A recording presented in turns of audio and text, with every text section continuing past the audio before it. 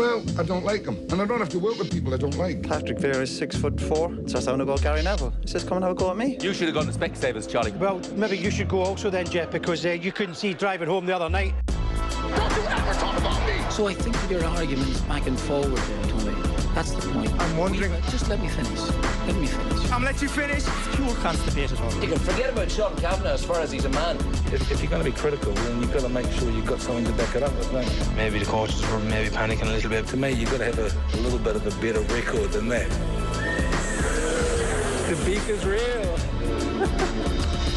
Okay, we are quickly bringing you some NBA beef this morning because it was NBA trade deadline day yesterday. The meat of choice this week is Philly cheesesteak because Joel Embiid and Ben Simmons, their beef has been cooking along nicely for quite some time and it reached new meaty levels this week. So let's bring you the backstory here. So on one side of this beef, you've got Joel Embiid of the Philadelphia 76ers, who was a 2014 third overall pick in the NBA draft. That's him on the left-hand side beside the Kawhi Leonard buzzer beater. If there's ever an opportunity to put that photo on screen, I take it. He's the current front runner for the MVP award, Embiid. Basically, he is good at basketball. On the other side of this beef, you've got Ben Simmons, not of the Philadelphia 76ers anymore. He was a 2016 first overall pick in the NBA draft, rookie of the year in the league in 2018. He is also good at basketball, just not good at basketball in the way you'd like your modern basketball players in the backcourt to be good, because basically he can't hit a three-pointer for his life.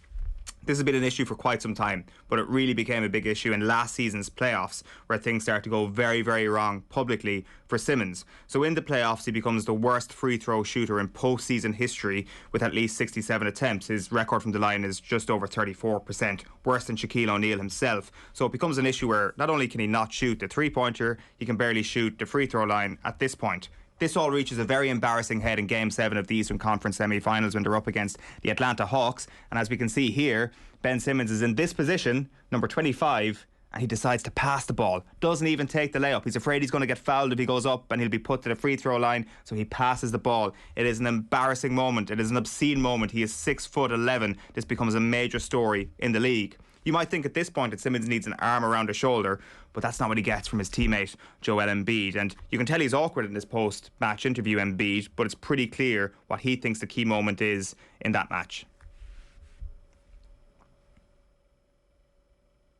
One was, when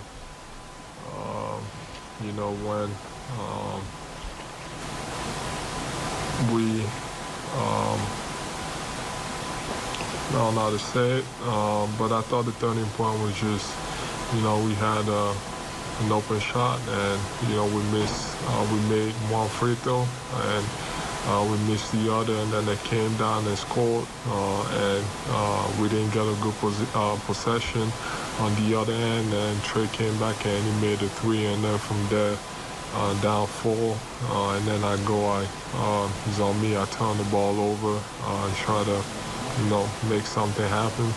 So the turning point was Ben Simmons not taking that layup himself, and Simmons is very upset with this. According to sources in reports recently, he's upset that Embiid blamed him at this point, despite the fact that Simmons did not blame Embiid for their loss to the Raptors in 2019. That's the series with the buzzer beater. The unhappiness then gets taken into last summer, into the off-season, when he goes to train in Los Angeles and decides his relationship with Embiid is broken. It's run its course. They can't work together again. Embiid calls Simmons' comments in this case disrespectful, and the Sixers can't actually make a trade work. So he's stuck with the Sixers last summer, and then he declines to go back to work for pre-season, citing mental health reasons for his absence.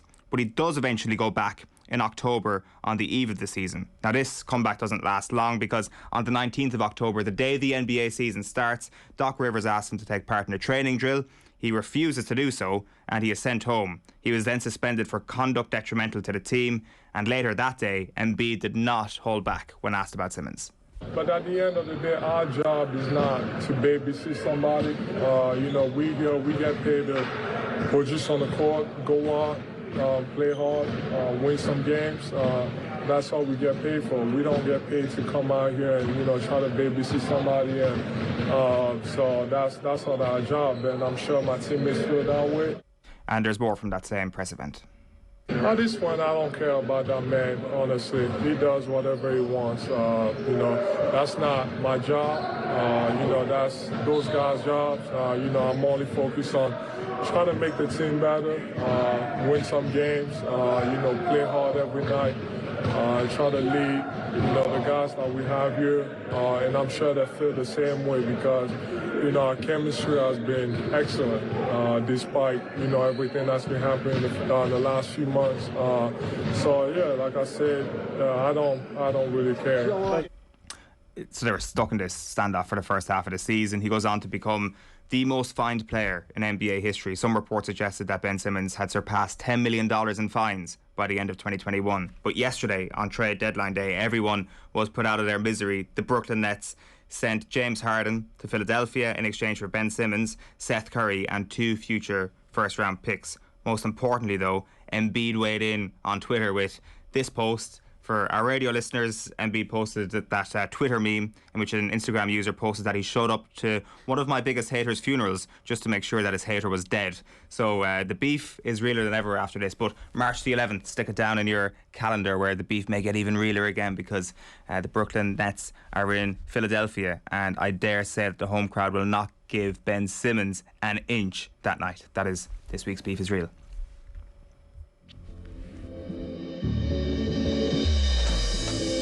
Well, I don't like him. And I don't have to work with people I don't like. Patrick Vieira is 6'4". Starts having a go at Gary Neville. He says, come and have a go at me. You should have gone to Specsavers, Charlie. Well, maybe you should go also then, Jeff, because you couldn't see driving home the other night. Don't you ever talk about me. So I think that your arguments back and forward there, Tony.